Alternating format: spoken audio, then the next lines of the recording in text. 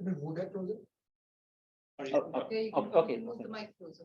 So the use of solar-based irrigation pumps is growing, and there are 3 models here already. And use of solar increased, you see in the graphs. So there are basically 3 solar-based irrigation pump model in Bangladesh. One is fee-for-service model that is mainly taken by ITCOL, that is the government NBFI in Bangladesh, who mainly grant loan to the what they call sponsors. Those are basically NGOs and private organizations. So they take loan from ITCOL, which has to be repaid with 50% of interest. On the other hand, there are individual ownership model, basically done by Bangladesh Rural Electrification Board. These pumps are given to the farmers individually as a loan. And there is other model, that is group ownership model, granted by the Bangladesh Agriculture Development Corporation and Bahrain Multipurpose Development Authority. So, no, previous. So if you look at this, all these are in off-grid areas, and you see the numbers. If I look at the financial model, ITCOL gives the loan as 50% grant, 35% as loan, and 15% as down payment or equity that is to be paid by the sponsors. But in the individual ownership model, 62 to 66% is given as grant, and 3 to 4% as a one-time down payment that has to be paid by the farmers who take it from BREB, and remaining is a loan that has to be paid, repaid within a certain period of time. But the group ownership model, it is totally subsidized from government project by BADC and BMDA. So, yeah, if we see into the different systems, there are basically diesel, electric, and solar-based irrigation pumps. The diesel ones are considered as easy to access because those are 24 hours available and mobile. And though it is costly because of the fuel price, and it's time consuming because it has low flow rate, and the farmer have to wait until the watering is done. And the electric is also, electric pumps, centrifugal pumps or other pumps are also available 24 hours. So considering that these both are available at all the time, and electric is also less costly, but there is the problem of load shedding during the peak season and peak hour.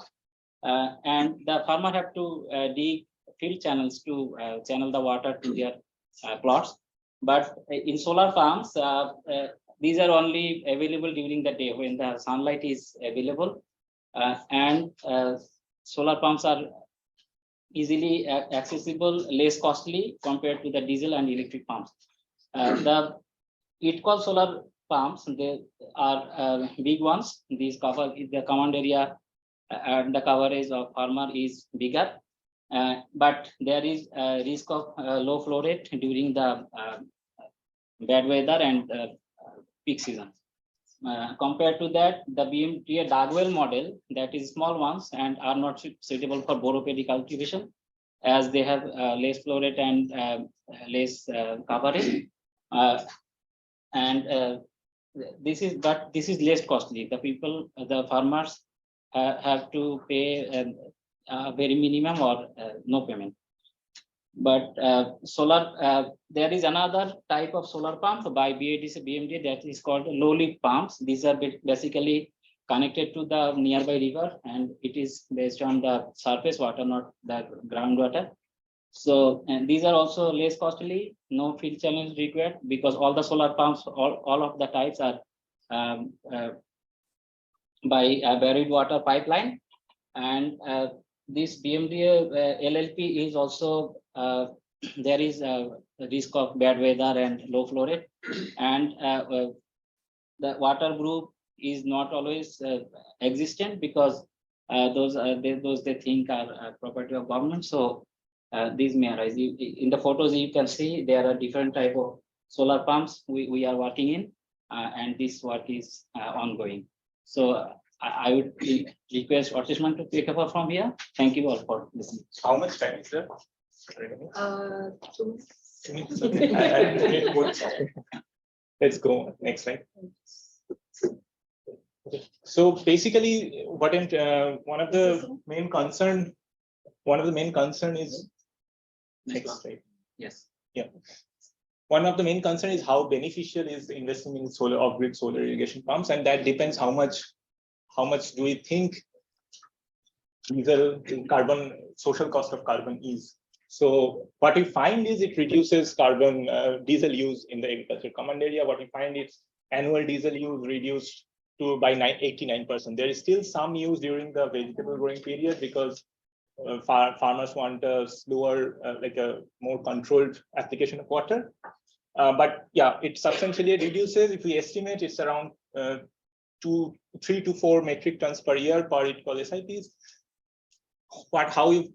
How much dollar value you put, it varies highly. So yeah, so I'll leave it at that. Then next slide. No.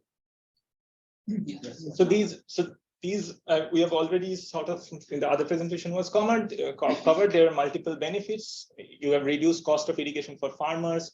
There is increased yield in Boro. It is time saving for farmers, and also farmers get access to supplementary irrigation during the Kharif season if the monsoon is delayed. So that's sort of these. So these are all the farmer level benefits that are occurring. So yeah, next slide. Yeah.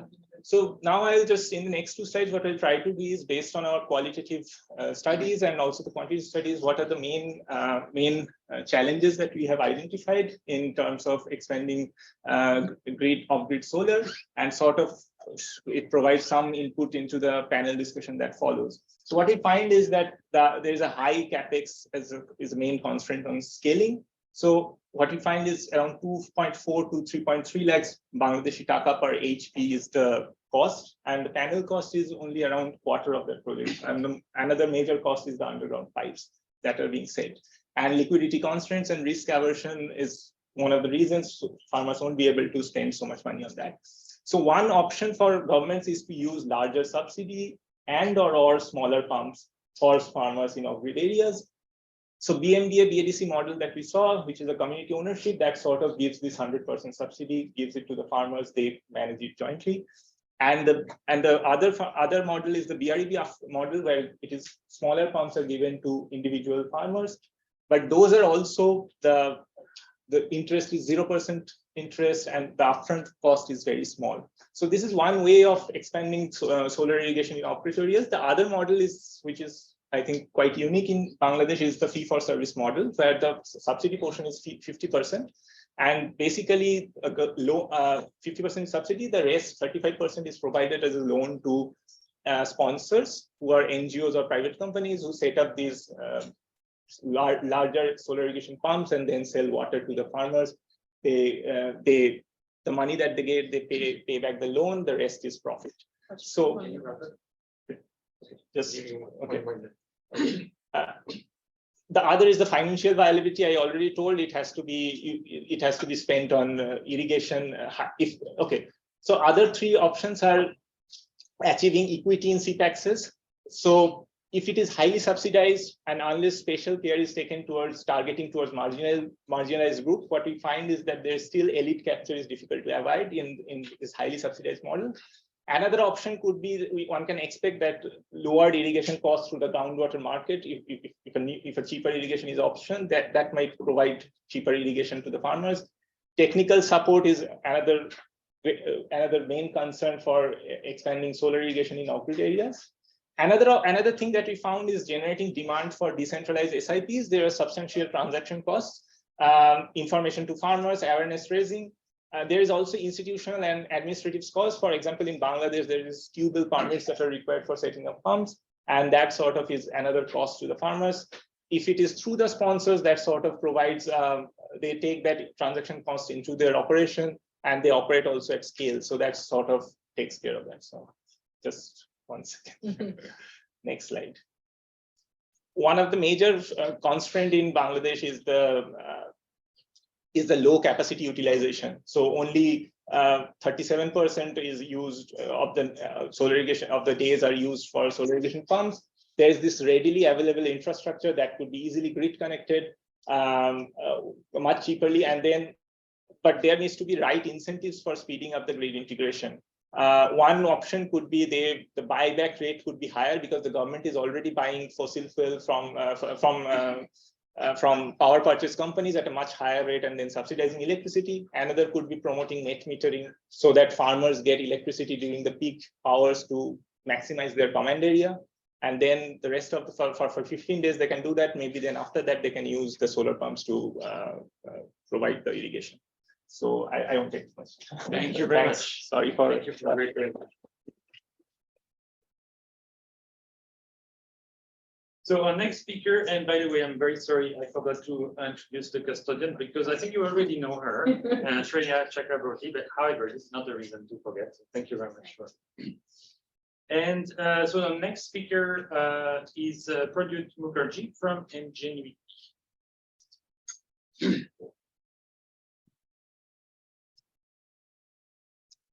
Floor is yours.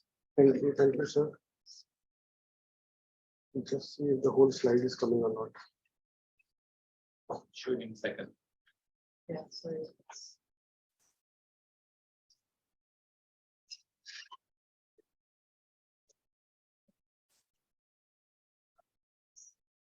It's come on my screen here. Is it coming fully? Yeah, this is the Good afternoon, everyone. Thank you for giving me the opportunity. The topic of my talk is solar pumping looking beyond the obvious, a little bit instigative sort of subtitle, but we'll get to know why I have put such a subtitle. Next slide. It's sorry. Yeah, it's not coming fully. It's the full screen.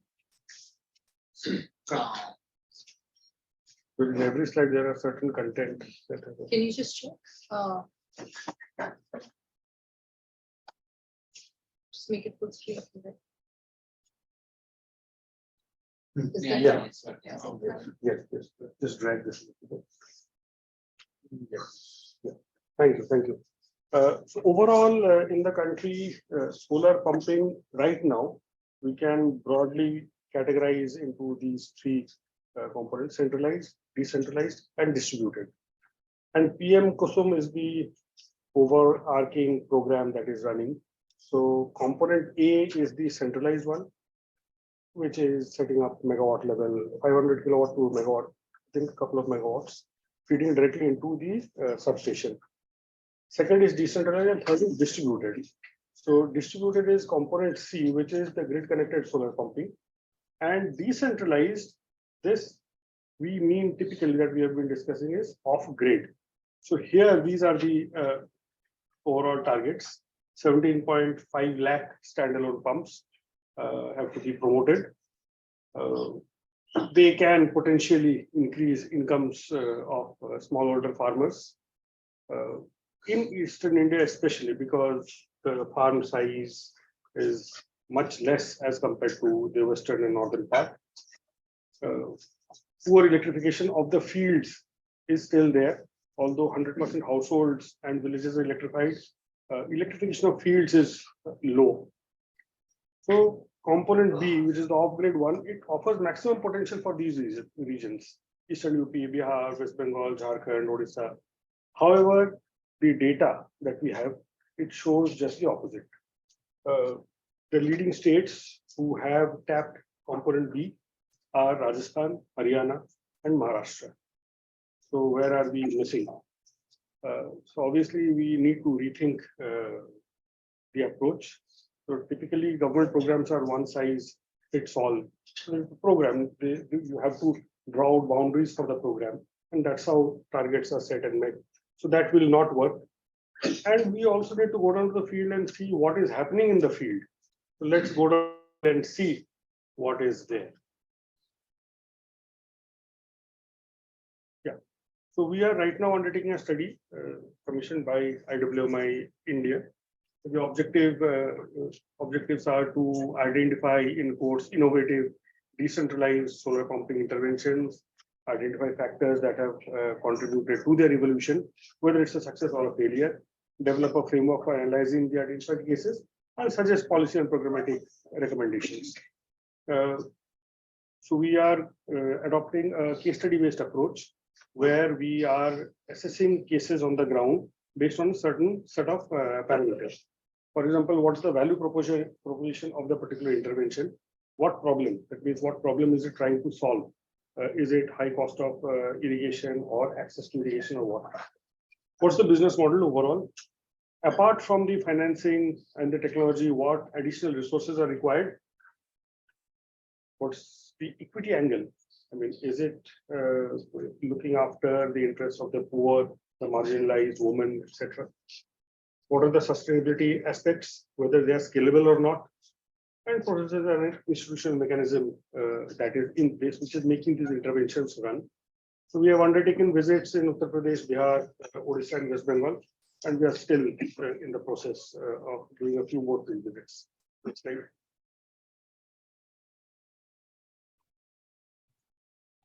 Yeah. Now we know the typical solar off-grid solar pumping system has these four components. First is the solar modules, then there's the inverters. Typically, most of the pumps are AC pumps, so that's why there's an inverter. If it is DC, there are the charge controllers and the power electronics that are there. Then there is the motor plus pump. So these two are actually separate, they are joined together, but they are two individual units. Then water delivery or distribution system. So the above solution, this overall solar pumping system, this assumes that each motor plus pump is powered by its individual set of solar modules. Because by off-grid solar pump, we mean that these are the components, which is not the case on the ground. Farmers need irrigation and need it, and it should be cheaper. So the keyword is cheaper, not cheapest or cheap. It's cheaper, it's comparative, and more reliable source of power to run their pumps. Their objective is to run the pump, whether it is through solar modules or grid electricity or diesel, it is immaterial. They want to run their pumps. So on-ground business models that are there, they have to take that into account. In addition, what dictates interventions, the design of the intervention on the ground are ownership of the land that is being irrigated to the land. That determines the business model that is there on the ground. Who owns the bore well? That is also another big factor in these regions, especially Eastern UP and Bihar. Keeping these factors in mind, the decentralized, which is component B of KUSUM, that can be categorized into two broad categories. One is centralized generation and decentralized pumps. The other is decentralized generation and decentralized pumps. So this is the off-grid thing that we have been talking about in general. And this we have largely overlooked, although the pilot that Shiv mentioned about in his session during the first half, we talked about a pilot there. Oh, sorry. So there are a number of cases that we have. So I'll quickly run through the range of cases. So the first is the centralized generation and decentralized pumps. So there are a number of cases. So this is one such case. Individual farmer-owned land. So the farmer owns the land. The farmer owns the borewell. The farmer owns the pump. However, the pump is powered by a mini grid, which is located just next to the farmer's field. So the farmer takes a connection from the mini grid, pays per unit cost, the tariff, which is 17 rupees a unit, which is quite high as per normal standards. Diesel is about 25 to 30 right now. So this is 17. It is primarily for self-use. However, he also sells water to his neighboring farmers. So water sailing typically is about 400 hours a year at the rate of 120. Diesel per unit per hour rate, the going rate there is about 150. This is about 120. So the farmers nearby whose fields are not electrified, they are happy purchasing water from this person at 120 rupees. So the mini-grid has been created by Tata Power Renewable Microgrid Company. It's a separate subsidiary of Tata Power. And the objective was not to serve irrigation as a load.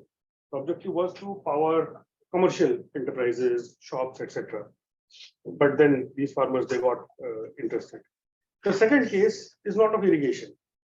It is individual farmer-owned pump for fishery, powered by mini-grid.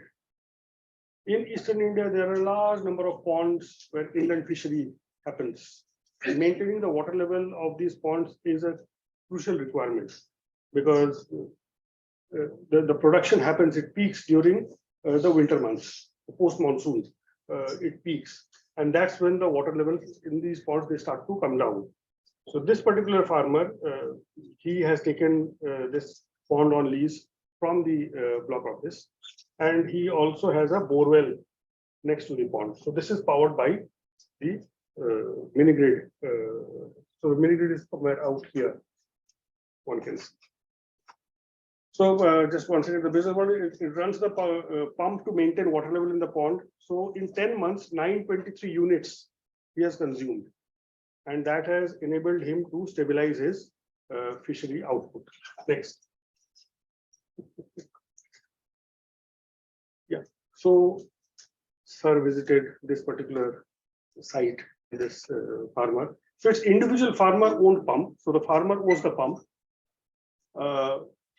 Land and borewell is on lease. And the power source is the mini-grid. So this again is a variation. So this particular farmer, he has taken a land on lease, and that land also has a borewell. So there's a separate rate for the use of the borewell. There's a separate rate for the land. And he not only irrigates his field, but also irrigates a huge number of farms nearby, and earns money both through his own cultivation as well as selling of water. Next.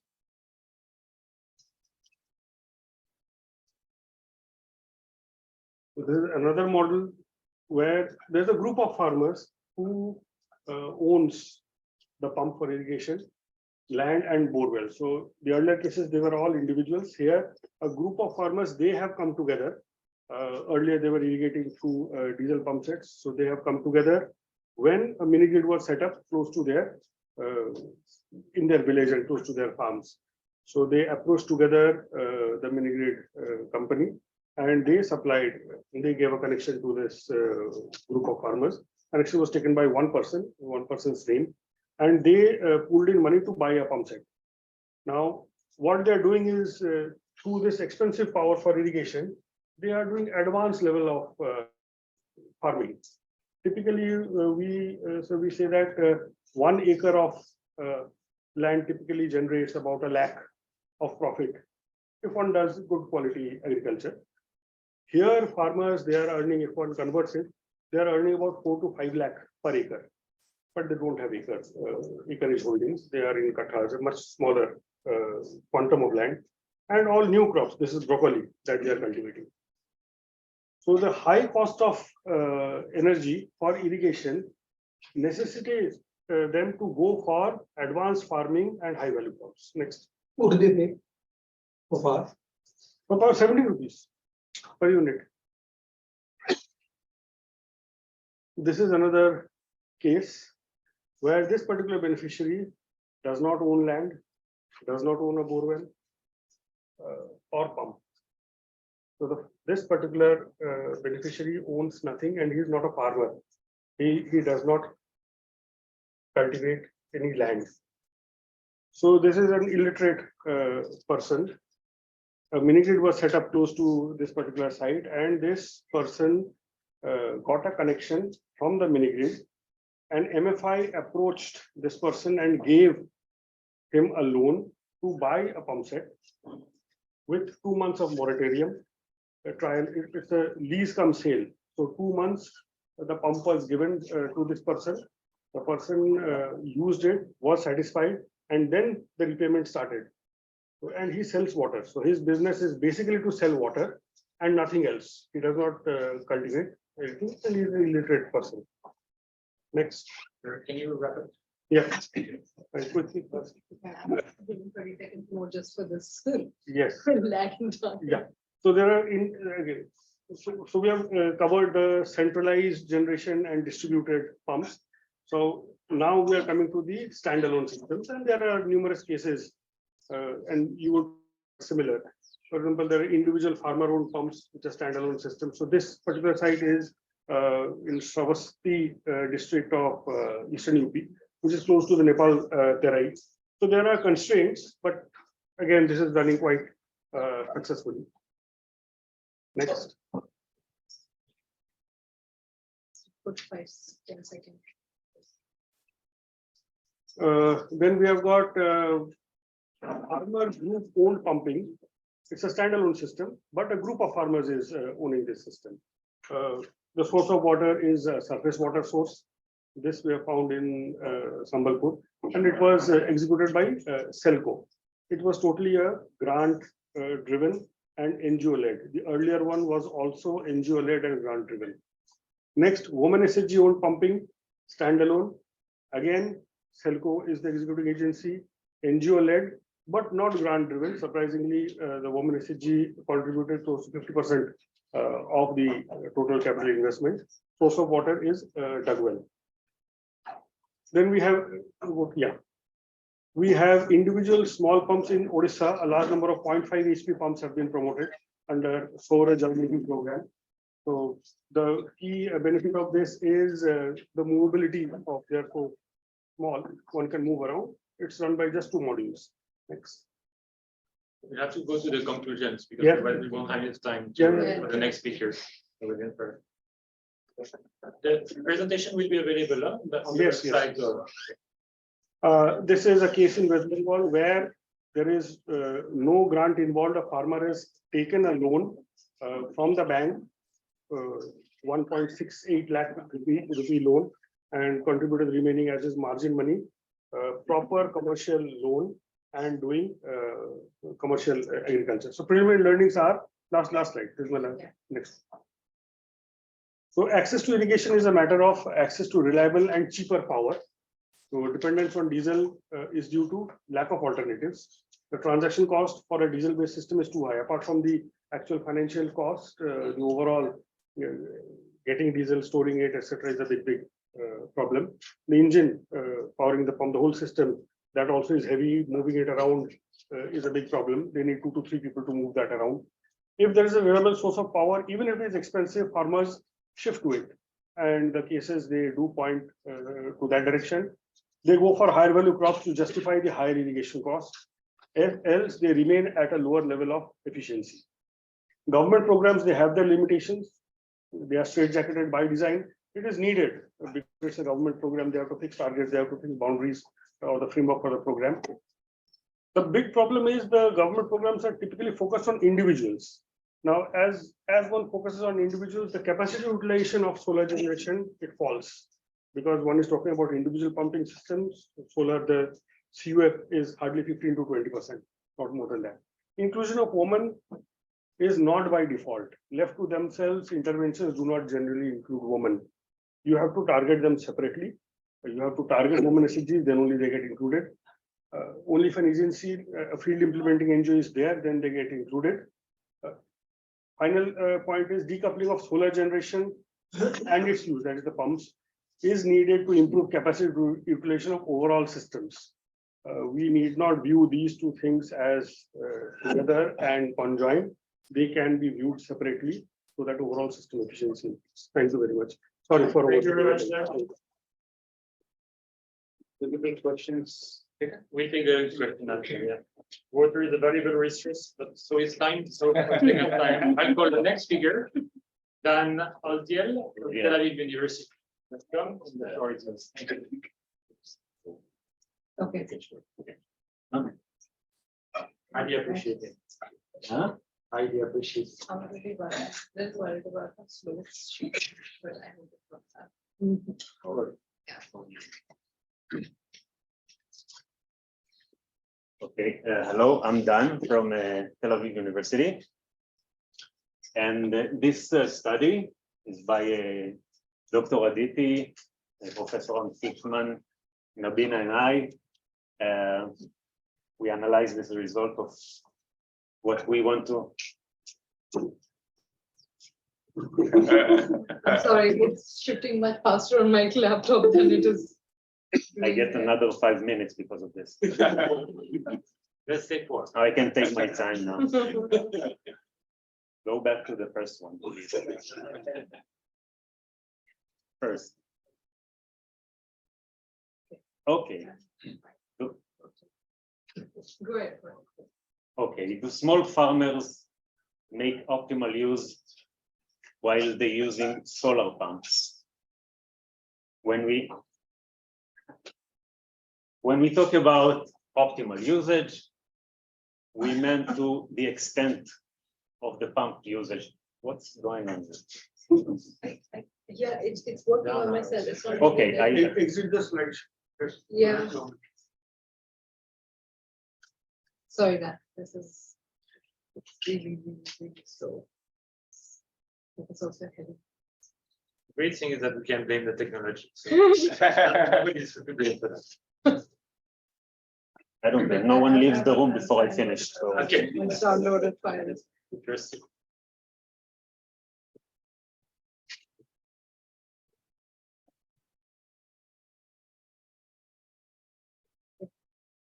Okay, can you run it from your system? Okay, so in this study, we want to see how much, what the extent of the usage of the farmer in with those solar pumps. So See if it can- yeah.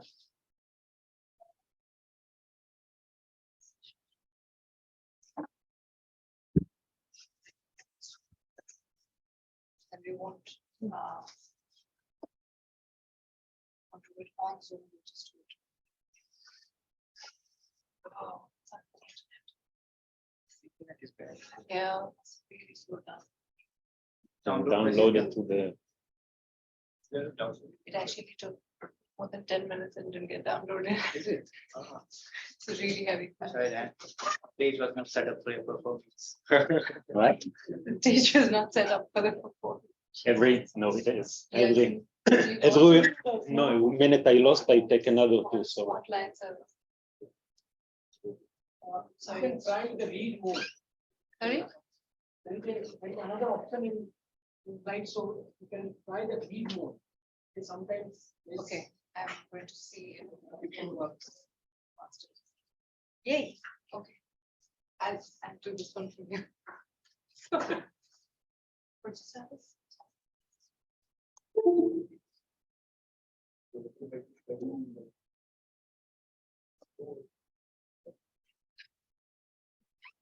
Yeah. That's Okay. exactly what I meant. Yeah.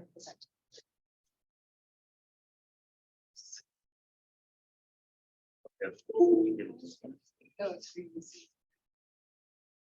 अभी कुछ मत करना। Okay, gladly you stay. Very glad to see this. Okay. Do smallholder farmers make optimal use of solar pumps? When we talk about optimal usage, You can move it with the arrows. yeah. When we talk about optimal usage, we specified it to the extent in matter of time, hour, and days. And I said a few words about why we choose that specific variable. After that, I talk about a little about the project, the study, and small discussion. Okay, so why are we focusing on the extent of usage? The extent of usage is very important when we talk about solar pumps, because solar pumps, we compare it to the diesel pump. So in solar pump, the cheapest it gets, the more you use it, because we always compare it to the consumption of fuel that we're supposed to consume if we use a diesel. I'll be more specifying in a minute. So the aim of the aim of this study is to measure the extent, to measure it in numbers, and to see if they utilize it well, the farmers. So for a better explanation, we're comparing the solar pumps to the diesel pump cost of 20 years. How much it costs for 20 years. So as we can see here, in the solar pumps, the initial costs are costly, very high, but there is no maintenance. The maintenance cost is in about zero. But if we can compare these 20 years for the diesel pump, we saw it can be much more expensive because of the fuel. The fuel consumption of 20 years make this diesel pump much more expensive than the solar pumps. But there is one very important condition, that for this will exist, we need to use the solar pump as much as we can, like to be equivalent to the diesel pump. And instead to stay on the theoretical side, You can use let's see, it's okay. Instead to stay on the theoretical side, let's see a real number from our study, from real farmer and the number and the days they use it. So here again, we see the solar pumps, the initial cost, very high. Okay, I'll use this. I won't move anymore. So we saw the initial cost, like we see in the slide before. The initial cost of the SIP is very, very high. But in our, for our farmer who use solar pumps, this was the average usage, which means they didn't use it every day, of course. But when we calculate the consumption of the fuel they would use if it was a diesel pump, if they use a diesel pump, they consume this amount of fuel in 20 years. When I touch the screen, it's a move, right? Okay, that's no, I won't touch it.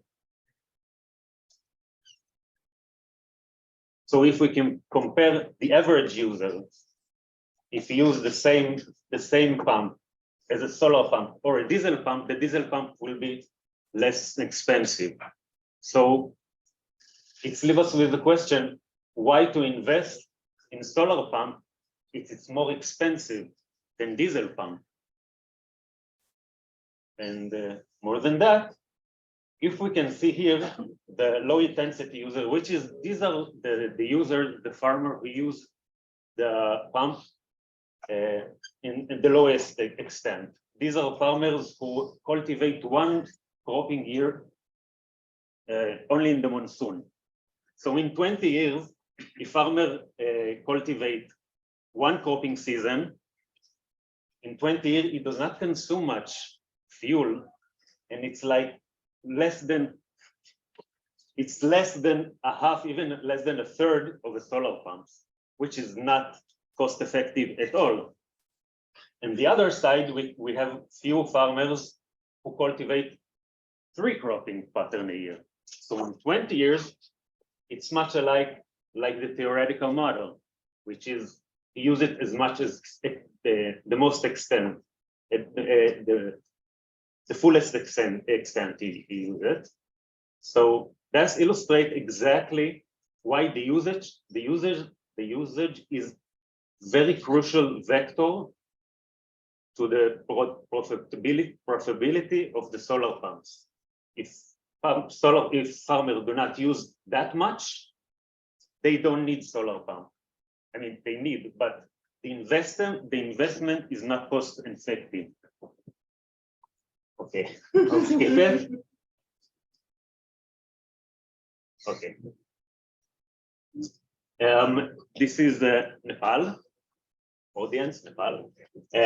53 solar pumps installed Baisi mode in 4 districts in south of Nepal in 2017, 2018. These are pictures from the installation day.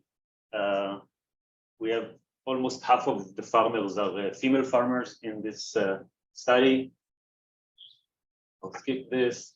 And now how we collect how we calculate the amount by this data. You see here, this is after the installation was in the middle of 2017 till the end of 2019, and we had very unique data. I mean, rare data, and it was quite exciting to use data like this, which is a diary that each of the 53 farmers every day document how many hours he used the solar pumps. More than that, we have also the documentation of the water meter. So we also know the volume of water for every day, for all of them, for 2.5 years. So this is the exact data. 15 minutes. This is the exact data that allow us to check our economic model, if it's cost effective or not. We also the survey, but never mind now. So in level of day, we have in average in this area 6.5 hours of sunshine duration. That hours he can generate electricity from his panel. So he pumped in about 90% of the time, which is very effective, very efficient for one day. But we find out that he didn't use it every way, mean that once he use it effectively, but he does not use it every day. Some of them even use it once in 10 days. So we bring up to check a daily usage, which means how much farmer in each day use the solar pump. If half of them use, so it's 50%. So for every day, we have the percentage of the farmer who operate the solar pumps. And we get this number. 41% is the average for the 2.5 years. Only 41% of the farmer operate their solar pumps in any given day. We find it kind of low number. So because the potential is huge, especially in this area, in the area of Nepal. So the next thing we want to check, maybe it's related to a rainfall pattern or solar radiation, and maybe there is not enough radiation those days, or too much rain, so they don't need so much irrigation or pumping. And I will skip this. So here we can see on dry days, we have 43% of the farmers operate the system, which is almost like 41. And this is on dry days, which means probably they can use the pump these days. And when here we see a moderate rain and heavily rain, but the number still in the same area. This is 45. When the rain is heavily, it's 34. And when we cut it for a month, of course, it's the same. The winter is the no rainy days, and it's 42. I mean, winter, no rain at all in Nepal, and only 42 use this. And in solar radiation, we see the same thing. When the radiation is higher, the higher they use it. When it's low, it's low. But and the trend is exactly like we saw in the rainfall pattern. But we also see here the same number. There is effect, but is so low, and we still stay in the question why 40 or 42% of them use it. I need to finish. He stole my time. Let's use the bonus. That's not true.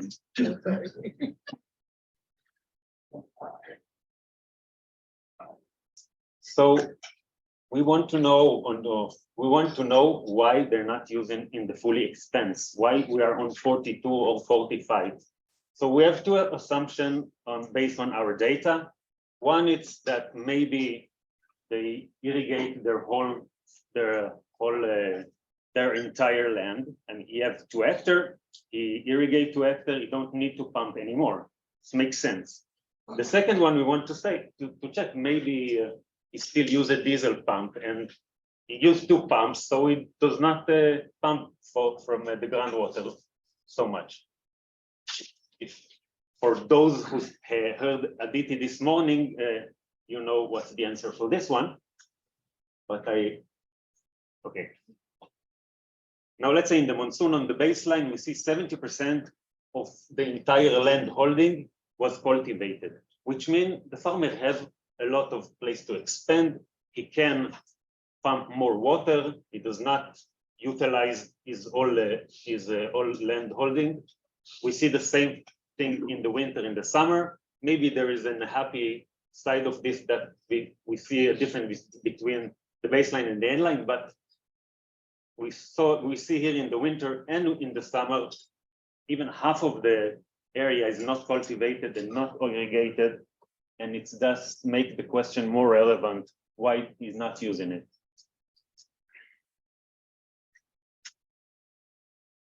I go back. Okay. Now and this is a cultivated irrigated area, and also we see here that they still use diesel in a lot. I mean, they use the solar, but they use the diesel, and maybe this also explains why the numbers so low, but we don't really understand why they're not utilize the solar system on fully. When we ask the farmer this question, I focus only on the last 2 ones. Many of them say the labor is expensive and the labor is not unavailable, so they cannot invest input to extend the cultivated area. Maybe the second, they say there is not enough water for irrigation. This is kind of weird because it's a bit contradict our numbers in the data. So we need to figure out more what did they mean when they said that. What water? So this is 2 subjects that we can explore more. Maybe we have an answer that. This is the last one. So when we talk about future research, we want a better understanding what limits the usage, because as we said, the usage is a critical factor to make the solar pump cost effective. Without it, there is no use to invest. So this is very, very important to understand. I mean, the future research is very important to understand the limits and make solution for them, so we can, in that context, if you want to upscaling or things like that, we need to fully understand what's going on here. Thank you.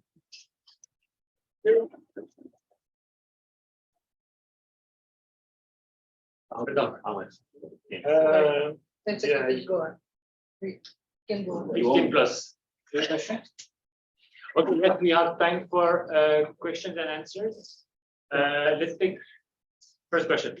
Okay, thanks. Very interesting. I just wanted to understand, when you're saying that the farmers are still not irrigating all their land, Yeah. they are still using diesel pumps for some of their land. Could it be because of fragmentation? That only on certain parcels of his land does the solar pump reach, and on other parcels he still has to use diesel pump. So he doesn't have a choice.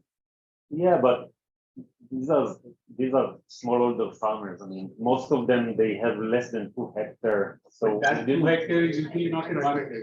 It's split into. yeah, I know, but I'm not sure about that. I have to tell you, but when we asked them about that, no one said that. I mean, when we finished this data analysis, we asked few questions about usage and how land cultivation, and no one said there is a. What I mean, no one related to your question. So, but we can. It should be possible to check that very easily. We can just ask them: is it possible to irrigate all your land with the solar pump that you have? It's easy even to check that, but no one said that is a problem. They said variety of problem. I just show you a few of them. They don't think of it as a problem. It's just a fact of life. Yeah. Or you may ask them that how many parcels are there total land is. Yeah. So is it in one parcel or what? Yeah. Just on that, but even if that's the case, there might be ways for them, if there were markets or something, to use the solar pump in the vicinity of their plot. Yes. Still something is not, some barriers there. There's absolutely something there. I mean, but this could be one of the things that we can test. This would be one I think the question is about the solar pumps operation. So, and there is no distinction whether solar pump operation for the owner's own land or for the total operation of the. No, but they are saying that in the first survey, they found that they were only irrigating 20% of the land. In the end line, they were irrigating 50% of the land. But maybe that is because only 50% of the land is within the reach of the solar pump. Yeah, but still, there is many of them who irrigate, only one or two cropping patterns. They're on a cropping season. So many of them have one season. So they irrigate with solar pump this land. So even if they have more land, the same land they can irrigate it with solar pump or in the winter or in the summer, and they didn't. None of them expand the cultivated area. You're right, but then we need to understand why. I'm not saying you're wrong, but I think there is also the number is very low. So even if it's true, I'm not sure it's going to clarify the whole story. But of course, we definitely. There's a winter cropping thing. So whether farmers actually say, does it make sense to irrigate or cultivate 100% land, whether the market is there. So that's the case like in Eastern India, where they have water, they won't irrigate and they won't do 10% of the land because there is no use of market is very far. If they're producing vegetables, they can't take vegetables to the market. Yeah, but some of them have more than half of their land not cultivated. That makes sense. Maybe 50% of the 100% of the land, they put input cost and whatever the output production comes out, maybe there is no market for that. That could be one reason, but yeah. I'm sure there is variety of reasons to that. Just to add to that, what we found in Bangladesh also that vegetable plots they want to use solar pumps for vegetable plots because the discharge is often much higher. Few of vegetables. Mystery. That's what I think. Sure. I want to find out what form of irrigation. What? What was the type of it's not drip irrigation or something. It's the usual. If it's paddy, those who irrigate paddy by fluting and by canals, basins, the traditional. No new method of irrigation. Only the traditional. The question for both. Yes, the question is for all speakers. So please feel free to. We have another 4-5 minutes before we go to the debate. So, is there any differences in the cost that farmers pay for those pumps? The what? The cost, the capital cost that they put into the pump, and can you relate that to how much to which extent they use it? Or they all get similar pumps and I don't know. No, I'm wondering if the cost that they actually paid for the pump make a difference in the way they actually use the pump. We are this model. It's like the optimal model. How much the solar pump costs? They didn't buy it in the same place. They in the same price. Part of it's subsidized, but subsidy it's there is a different subsidy from place to place. So this is not for the farmer, it's more for the policymaker. To The farmer didn't pay the full price. That's But of did all the course. farmers receive the same amount of subsidy? That's what. Yeah, all of them. The same The amount. same amount of subsidy, the same term of loan. They part of it, it's a loan, and We have an online question. Maybe we can take that one before we're going back to the. So this from Adibio. Is the low capacity utilization of SIP as presented not related to selecting a system that is simply adequate to meet the farmer's irrigation need in terms of command area? Or if bigger system is installed for a smaller area, there would be low capacity utilization, I think. So like versus the field that is owned and the solar pump. no, it's a long question. So it's. Make it short. You will- Is the system oversized? Is you, yeah, oversized for the requirement. Oversize. Yeah, so the capacity of the solar pumping system. The pump here is 1 and 1.5 HP. I mean, it's this. It's very small. But They if one of the factors you identified is lack of labor, if that is the case, then maybe they prefer diesel pump because that is faster. With higher discharge, you can finish irrigation quickly and you need less labor. yeah, I But know. with a lower discharge, you need to hire labor for longer time. So theoretical explanation, I have a lot. We tried to, they also have loans on this pump, so maybe they don't have money to input for inputs. I don't know, but we try to base our assumption on the data itself. So this is not a theoretical assumption. Lack of labor is coming from your data itself. Yeah, this is what, first of all, we don't know numbers and how much, and it's some of them said that. I took the common question just for inspiration. This was in the end of the data analysis.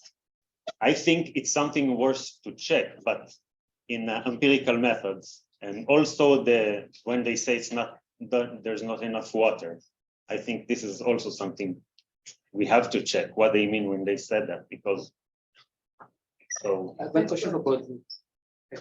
The last one, because then we do really have to move to the panel discussion. Otherwise, there will be no break. Mini grids, you were saying. Those mini grids are set up by whom, and whether the only one farmer take electricity from those, or whether if there are 5 farmers around, they can all buy electricity from them. Mini grids are set up by Red Post, companies.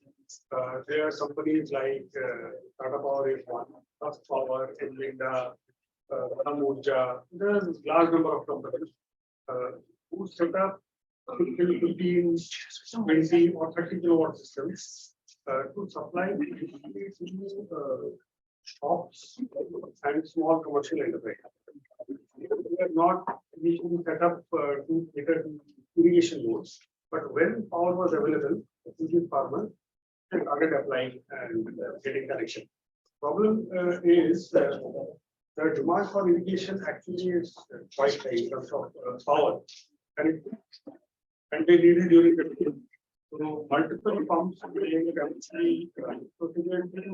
maximum 4 or 5 can run, because there are other loads that we serve, and tripping happens. So there is a limit. But if plants were set up keeping irrigation in mind, then probably a separate design could have been made. It's a leftover power. Not leftover, it's just another consumer. After No, taking care of the. no, it's not after, it's just another consumer. That's another consumer. It's just another, they are also paying the same rate, 70 rupees per unit. But if 5 farmers want to irrigate, then they can't. They can't, because already the demand is met. Which kind of application they give, the power they will give you as a consumer. Thank you very much for this rich debate, and I think that takes you straight into the next part of the project. I'm going to hand over. I was supposed to do a conclusion. I don't think I'm trying to. I will try to make a conclusion here, or as an anthropologist, I will give you a very anthropological conclusion, which is things are more complicated. That works every time. Okay, for the next part of the project, I will hand over to Archisman Mitra, who comes with we're going to moderate a panel discussion with 4 participants. 4 participants are here. And these co-chairs are here, so please welcome. Okay, Katana Kumari Tatwal. One more of you. Shiv Verma. With me, Ashok Biswas and Adebayo Oke. So it's fine. If you have any question, I will leave this to you. Thank you. Thank you. Do you need the floor to sit? Thank you. Thank you. Usually I'll say this.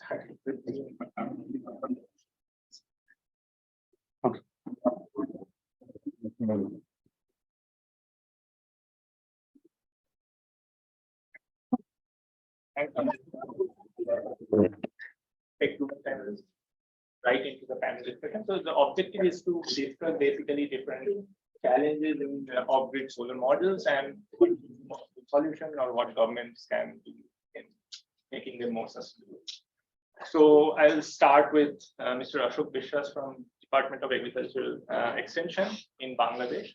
So one of the main concerns is the lack of technical support for maintenance of SIPs, lack of trained mechanics, and availability of local seed parts, etc., in case of damage, etc. So, being part of Department of Agricultural Extension, what do you think government can play? What role governments can play, and how private players can be developed through policy for operation for a longer time? Thank you, Archisman. Anything sustainable is. Just 1 second, everybody will have 5 So minutes. think about SIP project today. In context of Bangladesh, production cost of agriculture is increasing. About 43% irrigation cost now in Bangladesh operates. The government of Bangladesh has started several initiatives to reduce agricultural cost that gradually reduce dependency of diesel and been encouraging installation system for more than a decade. Before I talk about role of government organization, I would like to say something constant of agriculture, that lack of proper irrigation facilities, production machinery, access to institutional credit facilities, difficulties in procuring inputs, storing productive, and climate change. In Bangladesh, most of the SIP projects are off-grid system, and we see that the different agencies promoting SIP with extensive different modalities. Government organization promoting surface water scheme due to some government rules and policies. Other organizations like it called NGO, private organization, BRB use groundwater. DAU today, DAU installed 92 SIP project from 2018 to 2012. I think SIP cost and grant is a factor for expansion of SIP in Bangladesh. Farmers are very much interested about government SIP project due to total grant money. In some cases of my project, farmers are lobbying to get SIP project due to fully grant project. Another issue of lacking and expansion of SIP, this is publicity. We think that the importance of SIP and proper introduce will getting SIP and area where necessary identified. In context of different SIP, the issues related to sustained SIP is essential for maintenance of SIP. Trained mechanics and local ability of SIP equipment parts and trained farmers to operate SIP are prerequisite. What is the suggestion and solution to be? In context of today, the government of Bangladesh is not publishing any solar policies due to recently it would publish to set up policies to shift energy resources toward a sustainable and clear option. Our Prime Minister Sheikh Hasina emphasizes renewable energy sources as the velocity of the fuel prices hike and large subsidies diminish the competitiveness of Bangladesh energy market. So as a transition to renewable energy, government set different plan and policies as that 8th 5-year plan, Mujib Climate Prosperity Plan, Delta Plan, Nationality Contribution Plan, Integrated Energy and Power Master Plan, all short of policies. The Prime Minister has announced a target of 40% energy coming from renewable energy by 2041. I think other thing is noted that cross-sectional integration of government agencies is vital for success of SIP rollout. Action needs to be taken towards a goal as a matter of priority. Another issue to expansion of SIP is subsidy. Government should give attention about subsidy to the solar system farmers. Today, our government is giving 50 to 70% subsidies on agri mechanization. As far as I know that most Indian states offer subsidy between 80 to 90% of SIP system.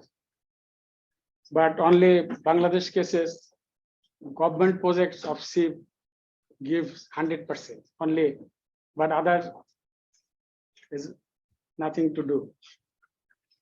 The rollout should be, government should make database of farmers related to SIP, mechanics, service provider, SIP equipment marketplaces, etc.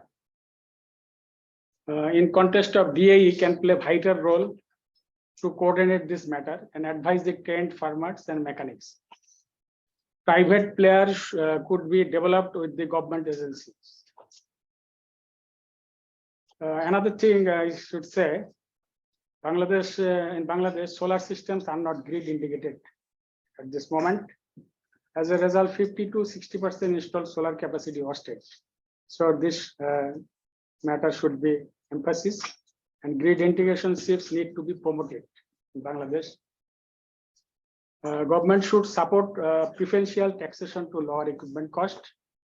Preferential taxation, tax reduction, or exemptions or accelerated depreciation are measured to mitigate the effects of high capital cost of renewable energy and systems.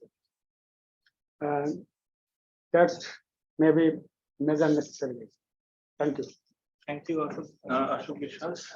I think it was important to also highlight the different other requirements for expansion of solar, and your comment on preparing a database of technicians and etc. would be useful. But one interesting thing I found was you said it is 100% subsidy, so there is lobbying for that, and that brings to the next question I'm going to ask Mr. Kalpana Kumari Katkar. So he is the mayor from Bara-Hatwa municipality in Nepal. Thank you, ma'am. So my question is related to what you were saying, that you were saying that in off-grid areas, often these are highly subsidized model is used, and then it is very difficult to avoid local elite capture of that subsidy because if government is giving that. So in Nepal, what steps are being taken to make these benefits of the SIP reach the poorest and the most marginal farmers? What other countries can learn from there? Thank you.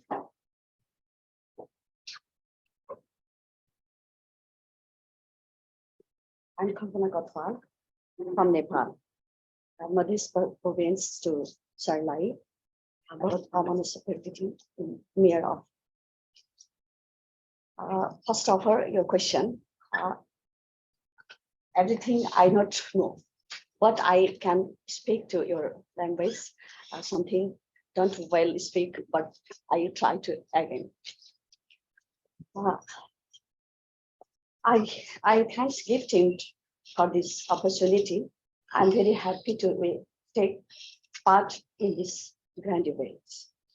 I give also thanks to all manage this program this area.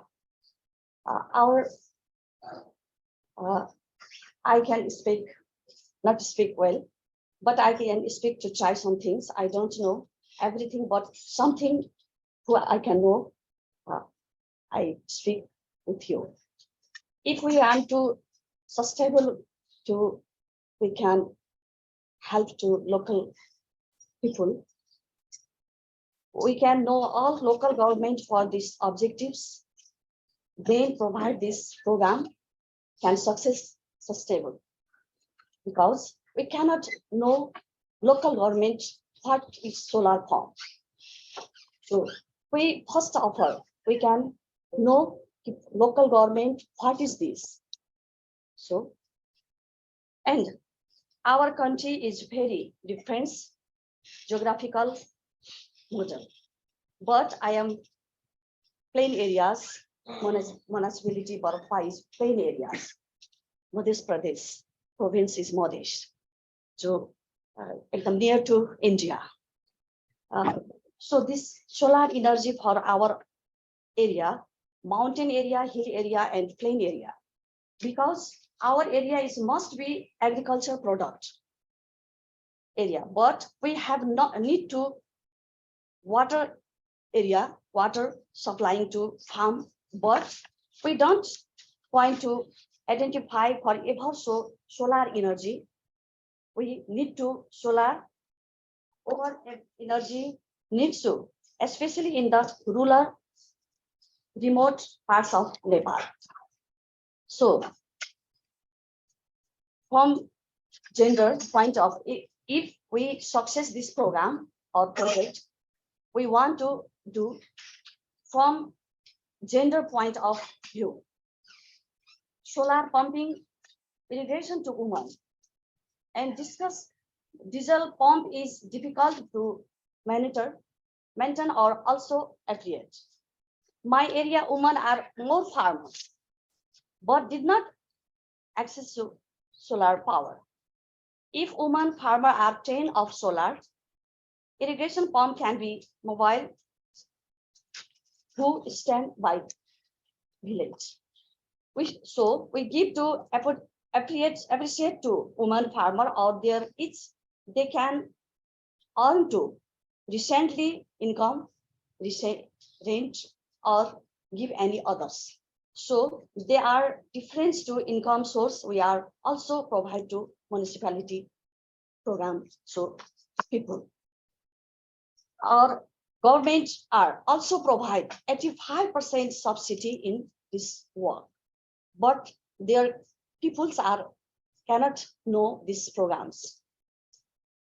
Our people also appreciation to solar pump because they cannot buy diesel and anytime, so they don't provide the good farmer. Why? There are not electricities in the village. So they are provide to farm capacity burn or increase, but they have not anything. So we want to increase this program, success this program. So we want must be people. So government, local government is, I am here, I am very happy. I know this knowledge, this program, this forum, but many peoples or many local government is not, we can this knowledge, this power. So if we want to stable this program, we must provide training, any local government through the people. If we don't this idea, if we not success. So I want to another time, I want to our local government's team was also treat this power success, this knowledge. So I want to anybody will be thanks. This program is very better than our country because our country is very farmer, many farmers and very poor farmers, but they cannot take this opportunity. They cannot know how to can I take this opportunity. So we are trying to this success for this our people. I want to your support this program support. This program is another time. Also, we take this program. Our local government also take here our own self finance. This area is very best and very beautiful. This is knowledge area. So I thanks for all. Thank you, Banerjee, and I think your one key takeaways from me would be to capacity building of the local government for better targeting of marginalized farmers. So I come to Shilp. Another argument could be you don't need to target giving the pumps to the most marginalized. The benefits will go through the groundwater market. But what we find also, it does not always work without, doesn't happens naturally, you need to have competition. So based on your experience working in off-grid areas in Eastern India and also your work in Chakraborty, what do you have comments on that? So water markets basically work in different ways in different conditions. And I think that there is a lot that we can already learn from the diesel water markets that already exist all over Eastern India. And also the electric water markets that operate more in Western and Peninsular India. What we tried to do in Chakraborty was to basically, through solar pumps, try and mimic the effect that high flat tariff created in Western India. So when farmers have to pay a high flat tariff, irrespective of how much they pump, they pay the same amount, then that basically encourages them to use their pump for the maximum amount of time. What Dan was talking about, solar pumps become profitable the more you operate them. And we thought that if we could mimic that effect of a high flat tariff, and that we tried to do through the financial model. So we invited farmers to become entrepreneurs, but did not ask them to contribute a high amount at the beginning. They could become solar entrepreneurs with very little upfront investment, but then every year they would have to pay the implementing agency a certain amount, and that payment that they have to make, like the EMI of a loan, that basically put pressure on them, because if I have to pay back 100,000 rupees at the end of the year, then I must do business of more than 100,000 rupees during the year to be able to repay that or pay that amount. And that's the effect that we saw in Chakraborty, that every entrepreneur that is operating there, they're not operating all at the same level. Some are more enterprising, more aggressive sellers, some are less. But the average hours of operation of the pumps are significantly higher than almost anywhere else we have seen. And that creates a buyer's market. And through that, we've seen that the effective cost of irrigation in Chakraborty is less than half of what it used to be with diesel pump. We do not see that happening in Nepal or even in Bangladesh in the ITCOL systems. The cost of irrigation is only marginally lower in Bangladesh than what it was with diesel. Of course, the quality of irrigation service is better, but the cost has not significantly reduced. And that might also be an explanation for why the hours of operation are still limited. But in Chakraborty, we saw a significant increase in summer cultivation, significant increase in irrigated area, irrigation intensity. And that was because the effective cost of irrigation had become 45% of what it was with diesel.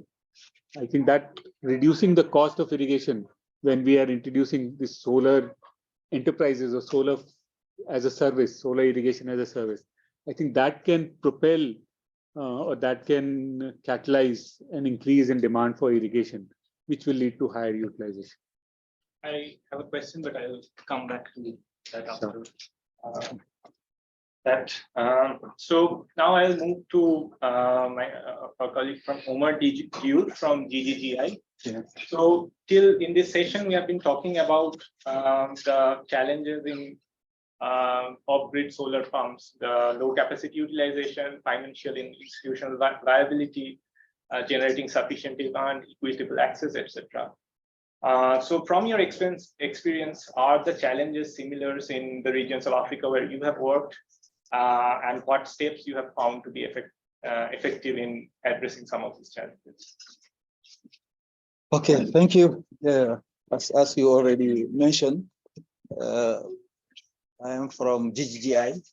We are intergovernmental organization embedded in all countries we are present. We are embedded in the ministries, as our office in the Ministry of Environment or in the Ministry of Finance or of Planning.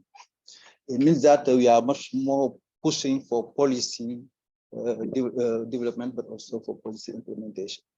And when it comes to the issue of solar irrigation in terms of adoption, but also expansion and sustainability, they are mainly because we are present in 10 countries in Africa, but we are implementing solar irrigation project in 4 countries. And we have mainly, I can categorize them into 4 categories. The first one is when we have policy and regulation framework in some countries, but the implementation is an issue. The second one is that we are not in the same extent that in Asia, for example, in terms of adoption.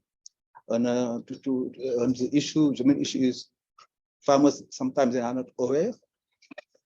If they are aware, they are not well trained. They don't have capacity, and sometimes also distributors are not close to their area. It is the second one. The third one is the quality standard of equipment. In many countries, you can find many types of quality in that sometimes it can be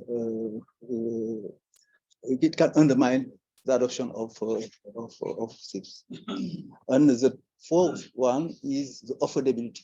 I think it is the same everywhere.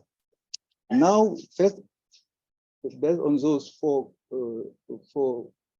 challenges, what we are doing, DGI and with many international regional organization, because we have African Union and we have agriculture program for African Union, and in those programs they have policy related to irrigation, but also to renewable energy for irrigation.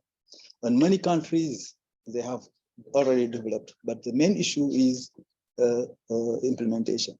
For example, in many countries, they have the NAP, National Adaptation Plan. They have also the NDCs. And in those NDCs, they have also Renewable Energy Action Plan. But the issue is the implementation. And in those, what is missing sometimes also is in those policy and program, sometimes we don't have awareness program. There is no also capacity building, because sometimes also it's not only maybe training farmers, but we need also expertise. It means that we have to align the education system maybe to this type of technology. The other issue is now the issue of water. It has been raised. Yeah, those programs need also to have management of underground water, so that to avoid the over-exploitation. This is the first in terms of policy. The second one is the quality. Quality standard, I think it is the biggest issue. For example, in many countries, there is no standardization of the solar irrigation equipment. And what is happening sometimes, some NGOs, they can maybe support farmers to get SIP, but at the end, this failed because of the quality. And sometimes they can say it is not working. It means that having a standardized system with metrics will be very helpful in terms of adoption and sustainability. And the last solution is the affordability. And we need financial incentive. Accessing to loan very difficult because the interest is very high in Africa. And what is done now is the money of government, they have put in place subsidies, but we have to distinguish two types of subsidies. One is related to the providers trying to lower taxes for importers. The other one has to be related to farmers directly. And the demand side subsidies is the most important, and we are pushing for that, because with this demand side, we need to have a very good approach from the design up to implementation. And in this case, sometimes what is missing is the suitability, because people are not also analyzing the suitability is a must before even to set up subsidies. These are mainly what we are facing. And in many cases also, we are trying to establish a guarantee fund, but this needs to be supported sometimes using some ADB to support a small bank, for example, microfinancial institution. We need to find this bridge so that the establishment of guarantee fund can succeed. Many government also, they are trying with our support to see how to lower down the interest rate.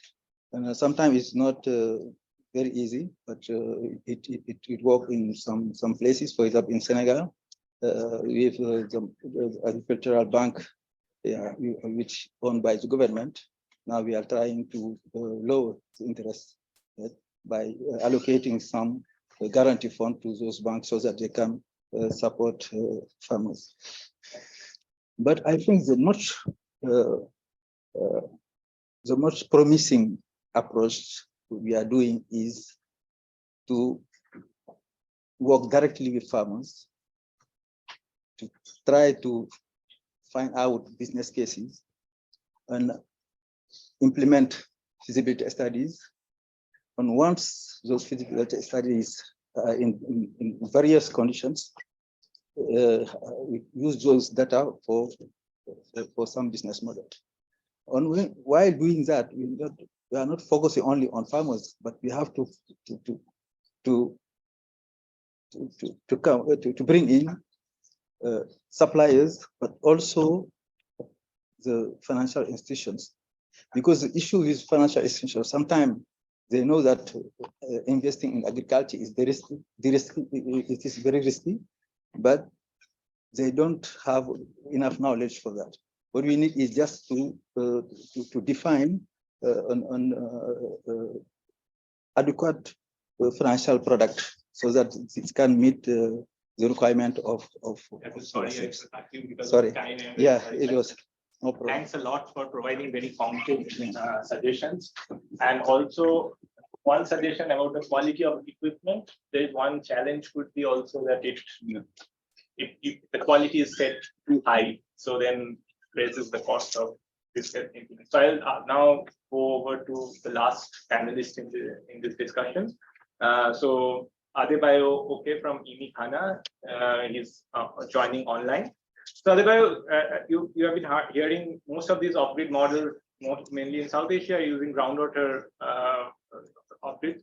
But in Western African nations, including Ghana, there is ample surface water storage, and whether surface water or ground.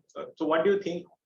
Surface water systems or groundwater systems? What holds more promise for solar irrigation, in your opinion?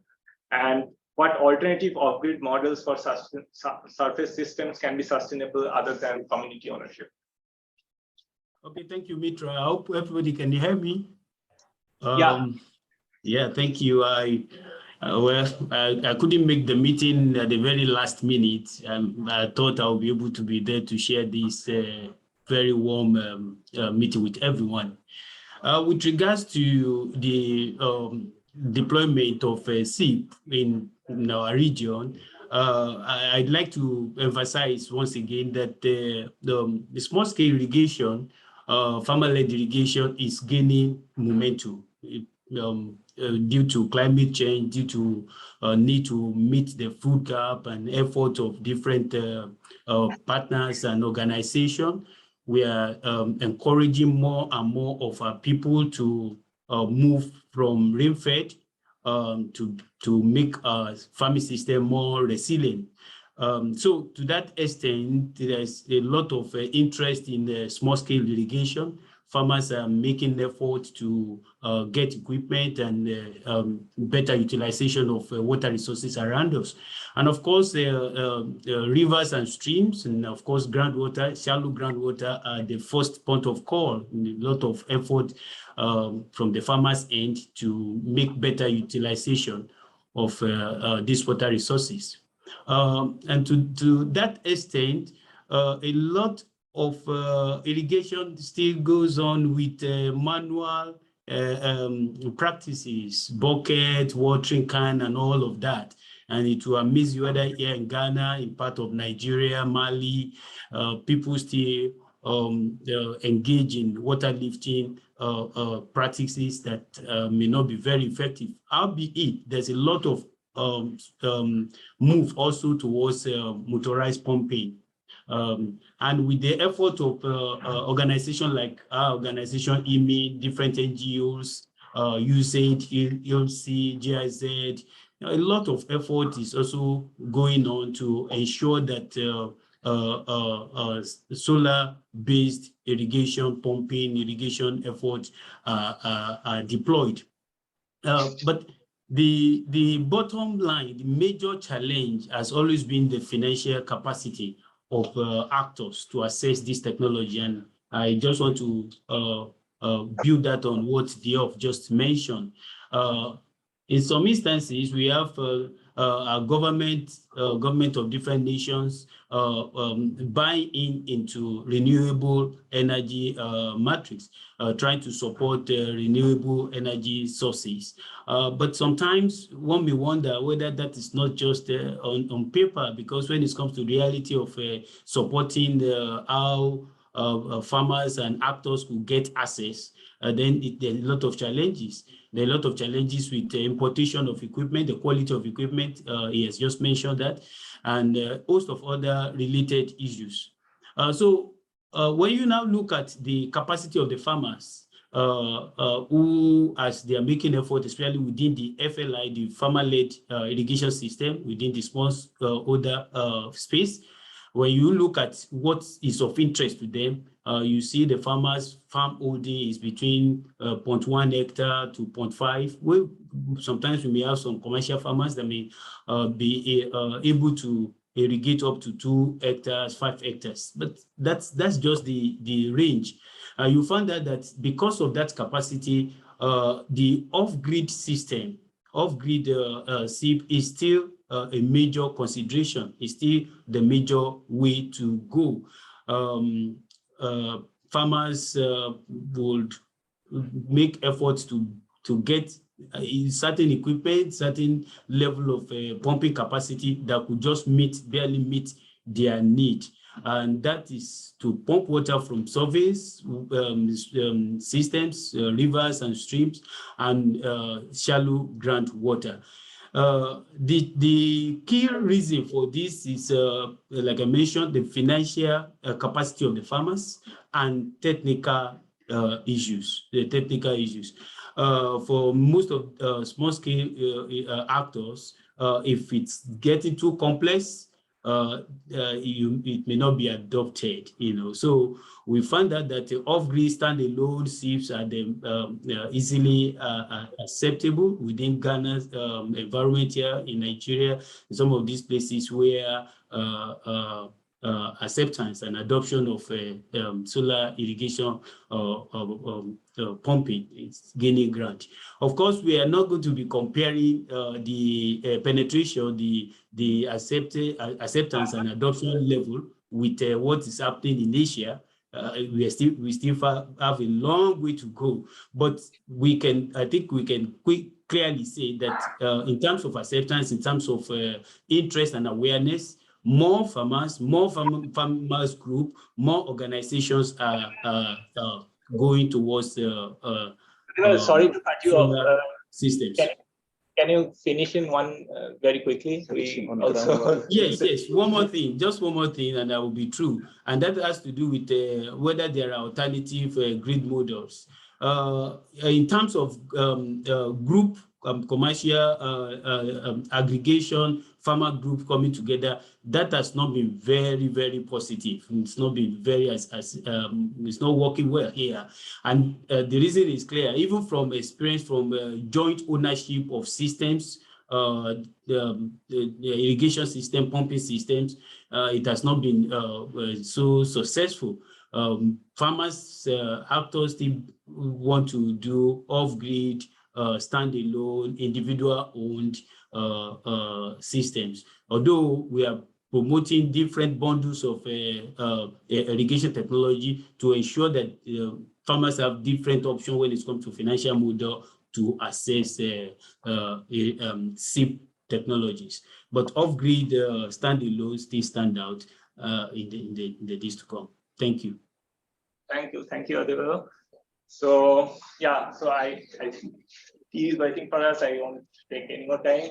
One thing is common, that the challenges are very similar in South Asia and Africa, and there is scope for much South-South learning in the future. Yeah. So thanks everybody. I am not taking questions right now. I think everybody is busy for the tea. Yeah. Thank you very much. I think you've given the conclusion. We're taking much more time than was planned. We're catch up the train. We got a little bit of delays. I think we have to move. What time are we starting with the plenary session? Final training session? Another 15 minutes. So you have another 15 minutes to enjoy tea. And then you meet the